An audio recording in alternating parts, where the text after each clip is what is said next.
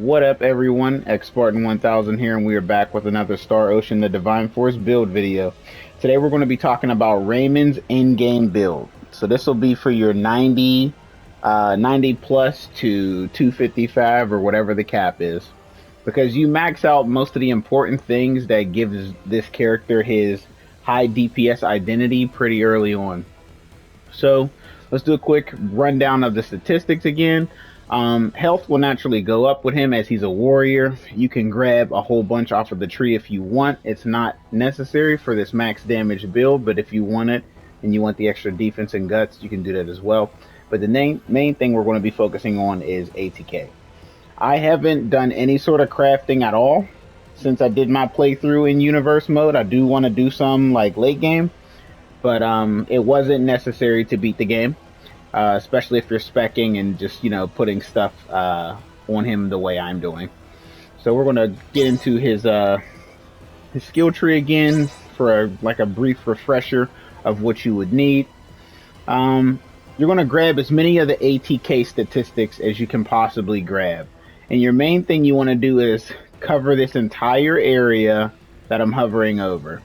And you want to get all the way up to Abyssal Gate. Skipping the elemental resistances, you don't have to grab the heart and the defense shield right here, unless you just want that extra defense. Grabbing these abilities as well, in case you need it for like the early game levels. But once you get to the end game, you're not really going to be using anything else but Abyssal Gate, and possibly, and also Boulder Crush. Boulder Crush is very good too. But those are your main two eliminating damage moves, and I'll show you those once we get to the chain combos. After doing that, the pathing everywhere else doesn't matter once you grab the Berserk. Berserk is very, very good. It's actually the beginning of your damage rotation. You're going to drop Berserk and then go into Abyssal Gate. Past this point, you'll see All In. All In is nice, but at the same time, with the way I could see you using All In and then going into a Boulder Crush, but at that point you might as well just do a Berserk, put on the S3 cage, have a longer damage buff that's you know, giving you that crazy attack and then going for it. Unfortunately, you lose some defense whenever you use Berserk, but I mean that's the risk that comes with this build. But when you're doing Abyssal Gate, you can charge it up from afar, leap to somebody and one-shot them. And as a treat for you guys watching this video that make it to the end, and I'm going to put some clips in there of Abyssal Gate when it's charged up with Berserk and it just completely destroying people or hitting some pretty high numbers. So those clips will be at the end of the video. After that point on, you won't really need anything else other than, you know, the stuff I covered previously in the OG build, like grabbing stuff like First Aid or Auto Healing if you want some passives. But other than that, honestly, I played most of the game with Raymond not even having any passives, and it was just fine. And that's in part because I had Nina in the party. But he doesn't need much to get his damage off. Looking into the combos, how I have it set up is I will hold square to do Berserk, and then immediately after doing that, I will hold circle to Abyssal Gate. He's going to be having 80% extra damage. If Nina comes over, she can give him an extra, what was that? I couldn't remember if it was 35% because I leveled up that ability and then moved it up. An extra 40% on top of the 80% that he's getting. So that's just a pretty huge amount of damage to have for ATK. Not to mention Abyssal Gate, when it's maxed out, is doing 601. This is his most powerful attack. Now, other than doing Abyssal Gate, especially if you don't have, you know, that many bars to work with because you're just now getting into fights, Boulder Crush is a very good alternative. As if somebody's blindsided and you're going full ATK, and let's say you have Berserk going, if they're blindsided and you do a Boulder Crush, they're just dead. And it's something that you can definitely clip over and over again. That's actually what I started doing in the late game. I just started spamming Boulder Crushes in a row. Fantasia is another one I meant to highlight on the skill tree. This one doesn't look like it does a whole bunch of damage, but if the person happens to be blindsided and on the ground and you Fantasia, it's going to pretty much just one-shot them. I actually had a late game boss hit the ground and I hit him with a Fantasia to finish him off because it's doing 200% extra damage when the target is down. And, you know, if you got Berserk on 2, there's 80% ATK getting added to that plus 200 damage dealt. So it's definitely a situational move, but enemies get knocked over all the time, and you can just run over and execute, finish them off. So Abyssal Gate, the #1 priority move, and then second to that is Boulder Crush. You start the game with Boulder Crush, so you won't have to like spec into it other than leveling it up.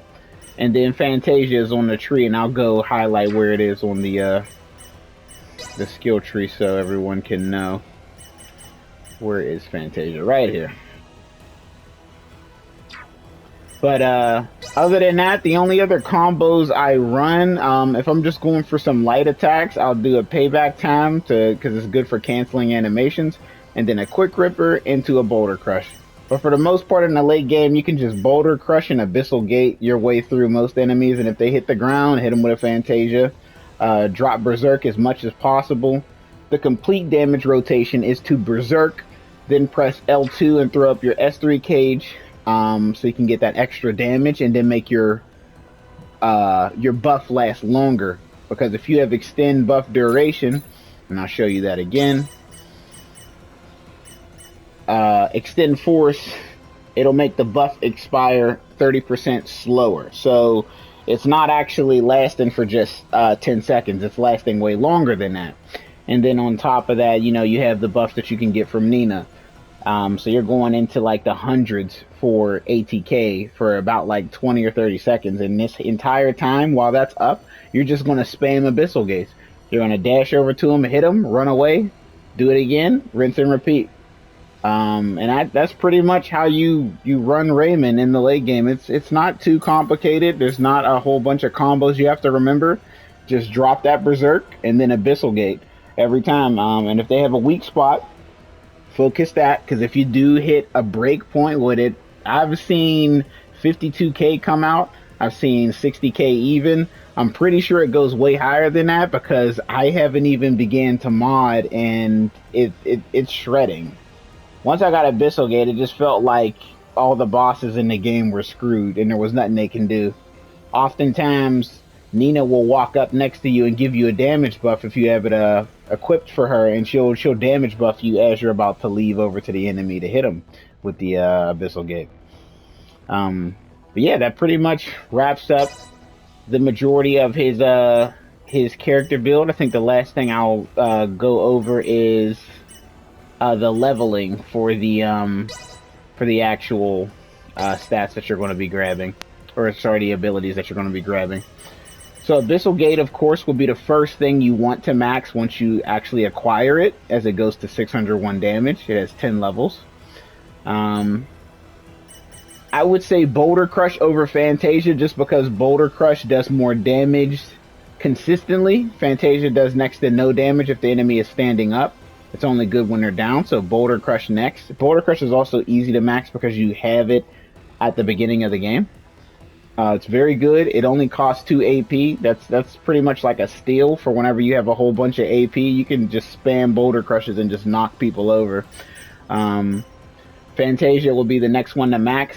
I don't see any worth in maxing Payback Time, Outrage, Quick Ripper, Bell Ringer, or Curl Buster. And it's because while these moves hit, I feel like some of these other moves can be clunky.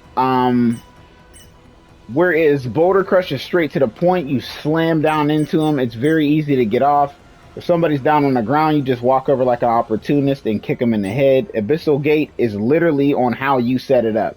Abyssal Gate can get weird with aerial enemies because they will move away from you and sometimes you'll miss. So try to make Raymond face who he's going to hit, and then it should hit every time. There are times where it is going to whiff, but it's like, okay, just reset, just set up for it again. Or just go for a Boulder Crush while you have your Berserk buff on, because it's still worth doing. Because you're not hitting for just the flat 256, you have that 80% damage buff going, so still worth doing.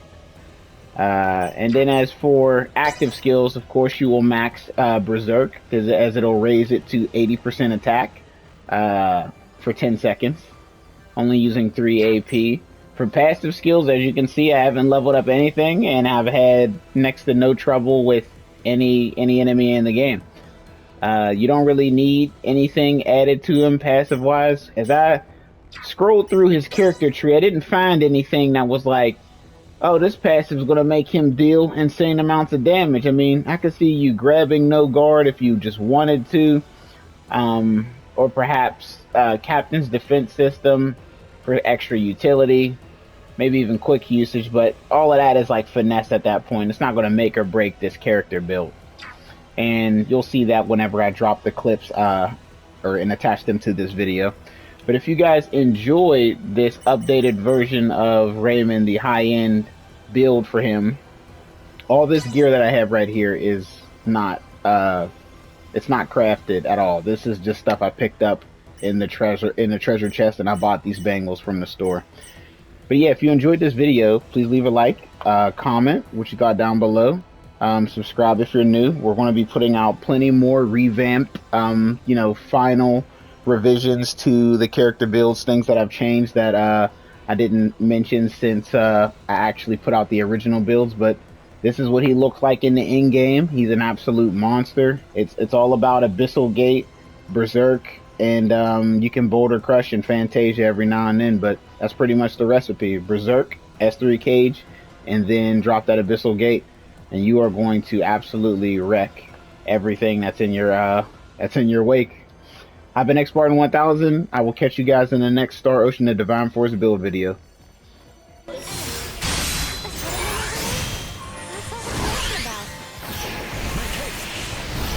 Oh, that is. Yep.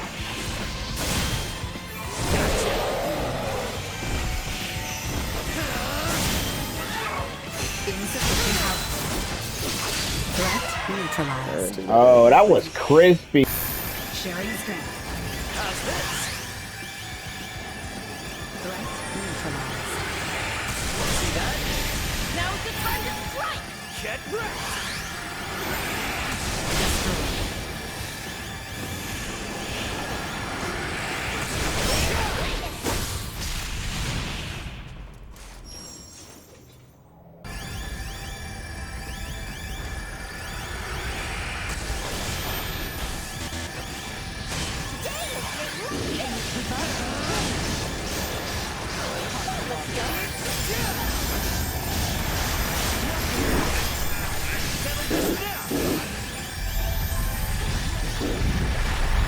Let's get up close and personal!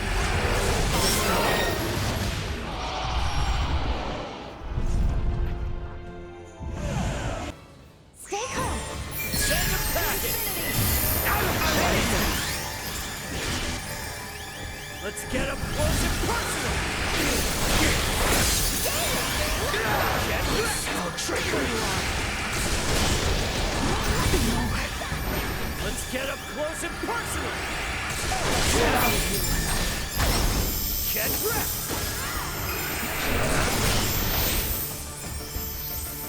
Out of my way! Burn the Emperors! Our sovereign generosity! Because someone who talks about their own life. Is clearly outworn. This man sends submit to expression and integrating them. Self-destruction otherwise. You can't comprehend our vision! Dare preach to me!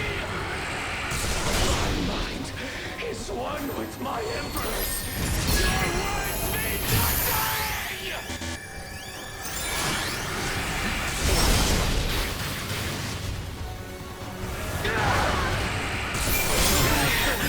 I gladly, if